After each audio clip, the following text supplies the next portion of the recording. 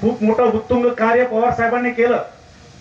संयुक्त महाराष्ट्राच्या अस्तित्वानंतर या महाराष्ट्राचे आधुनिक महाराष्ट्राचे शिल्पकार म्हणून आपण कैलासवासी यशवंतरावजी चव्हाण साहेबांकडे पाहतो.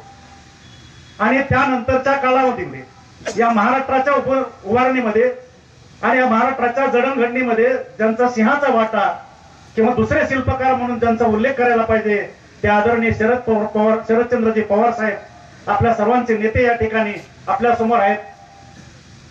पवार साहेबांच्या कामाच्या बाबतीमध्ये अनेक ठिकाणी त्यांनी विक्रम केलेले आहेत. त्याच्यामध्ये ज्या ज्या गोष्टी शेतकऱ्यांच्या हिताच्या आहेत त्या तर त्यांनी प्राधान्याने केल्या. तर त्याच्यामध्ये डाळिंबावरच्या तेल्या रोगाचं अनुदान असू द्या, द्राक्षाचं अनुदान असू द्या किंवा केळीचं अनुदान असू द्या, 2008 सालची कर्जमुक्ती असू द्या, या सर्व विषयांच्या बरोबरच अनेक सामाजिक विषयाला देखील त्यांनी हात घातला. किंबहुना 73 घटना दुरुस्तीच्या नंतर मंडल आयोगाची अंमलबजावणी करण्यासंदर्भामध्ये आदरणीय पवार साहेबांनी संपूर्ण देशामध्ये पहिल्यांदा पुढाकार घेतला असेल तर तो आदरणीय शरदचंद्रजी पवार साहेबांनी घेतला. म्हणून मंडल आयोगाच्या माध्यमातून बहुजन समाजातल्या अनेक मान्यवरांना या ठिकाणी स्थानिक स्वराज्य संस्थांमध्ये काम करण्याची संधी मिळाली. त्याचप्रमाणे महिलांना 50% आरक्षण स्थानिक स्वराज्य संस्थांमध्ये देण्याचं काम आदरणीय पवार साहेबांनी केलं. खूप मोठी कामं केली. मगाशी लतीफ तांबोळीने त्यांच्या भाषणामध्ये सांगितलं की खिल्लारीच्या भूकंपाचं उदाहरण दिलं. साहेब इतिहासामध्ये डोकावत असताना या सगळ्या गोष्टी आपण केल्या, यासाठी आमच्या सर्वांची छाती भरून येते. परंतु आणखी पण काही गोष्टी करण्याच्या राहिल्यात, त्यासाठी मी तुम्हाला हात जोडून विनंती करणार आहे. आणि तो थोडा सामाजिक विषय या ठिकाणी मी रश्मी दिदींनी आणि बयांनी मला परवानगी दिल्यामुळे या ठिकाणी मी बोलतो की धनगर समाजाचं अनुसूचित जमातीचं जे आरक्षण आहे त्या अनुषंगानं आपण या पुढच्या काळामध्ये देखील आपण सकारात्मक दृष्टिकोन ठेवावा. आपण या आरक्षणाच्या अनुषंगानं सगळे कंगोरे आपल्याला माहित आहे. आपल्या मतदारसंघामध्ये तुमच्या जीवाभावाची माणसं, धनगर समाजाची माणसं तुमच्या बरोबर काम करतात. हा नव्यानं विषय सांगायची आवश्यकता नाही, तुम्हाला हा सगळा विषय माहित आहे. परंतु साहेब झालंय काय, 2009 सालच्या लोकसभेच्या निवडणुकीच्या वेळेला आपल्या जाहीरनाम्यामध्ये आपण धनगर समाजाचं अनुसूचित जमातीचं आरक्षण लागू करण्यासंदर्भातली भूमिका मांडलेली होती आणि त्यानंतर ती सुटली नाही याची खंत समाजामध्ये आहे.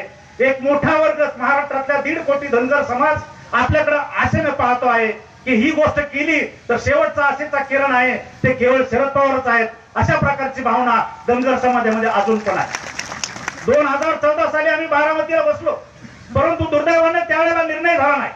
म्हणून दुसरी मंडळी आली आणि त्यांनी त्या ठिकाणी सांगितलं, ते सर्वांना माहित आहे की 15 पहिल्या कॅबिनेटमध्ये आम्ही करू, ते पण लबाड निघालेले आहेत आणि त्यांच्यावरचा पण विश्वास पूर्णपणे उडालेला आहे.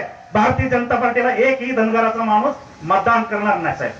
पण मी तुम्हाला आवर्जून सांगेन, हा राजकीय विषय असल्यामुळं थोडस मी स्पष्टपणे बोलतो की यानंतरची भूमिका आता आपली आहे आणि आपण निश्चितपणे या महाराष्ट्राच्या जडणघडणीमध्ये ज्या समाजाचं मोठं योगदान आहे आणि उभ्या महाराष्ट्राला न परवडणारी गोष्ट होऊ नये यासाठी म्हणून आपण यात पुढाकार घ्यावा आणि धनगर समाजाच्या आरक्षणाच्या संदर्भामध्ये आपण या पुढाकार घेऊन निश्चित निर्णय घ्यावे. आपल्या पक्षामध्ये आपलं तर नेतृत्व देव म्हणून मानलं जातं, पण सर्वच पक्षामध्ये आपल्याला आदराची भावना आहे. जसं सोलापूर जिल्ह्यामधले अनेक नेते मंडळींची नावं घेतील, ही सगळी नेते मंडळी तुमच्या बरोबर आहे. मग त्यामध्ये राजन मालक असतील, रश्मी दिदी असतील, विजयदा असतील, बबनराव शिंदे असतील, आणखी खूप नावं घेता येतील. परंतु जी पक्षात नाहीत परंतु ती त्यांच्यापेक्षाही तुम्हाला जास्त मानतात. शिंदे, गणपतराव देशमुख अशी खूप माणसं पक्षातीत असून ती तुमचं नेतृत्व मान्य करतात. तसंच या देशाच्या राज्याच्या राजकारणामध्ये मोदी तुमच्या ऐकत नाहीत असं मी अजिबात म्हणणार नाही. पण निवडणूक झाली आणि 4 महिन्यात मोदी साहेब आपला आशीर्वाद घेण्यासाठी बारामतीला आले होते. देवेंद्र तुमचा शब्द मोडणार नाही, उद्धव ठाकरे तुमचे शब्द मोडणार नाहीत. अजून ही वेळ गेलेली नाही. या आचारसंहितेपूर्वी साहेब आपण यांना कानाला धरून बसवा आणि निश्चितपणे आपण हे सगळं पुढाकार घेऊन आपणच करू शकता याच्यावर आमचा विश्वास आहे. आपण त्यासाठी लक्ष घालावं आणि जो मुख्य प्रवाहापासून जो लांब चाललेला समाज आहे तो आपल्या बरोबर आला पाहिजे, अशा प्रकारची व्यवस्था करावी. या एवढी विनंती करून मी माझे छोटेखानी भाषण संपवतो, मागणी संपवतो. जय हिंद, जय महाराष्ट्र. धन्यवाद प्राध्यापक शिवाजीराव बनकर सर. यानंतर आपल्या सर्वांच्या लाडक्या नेत्या माननीय रश्मी दिदींना मी विनंती करतो त्यांनी आपलं मनोगत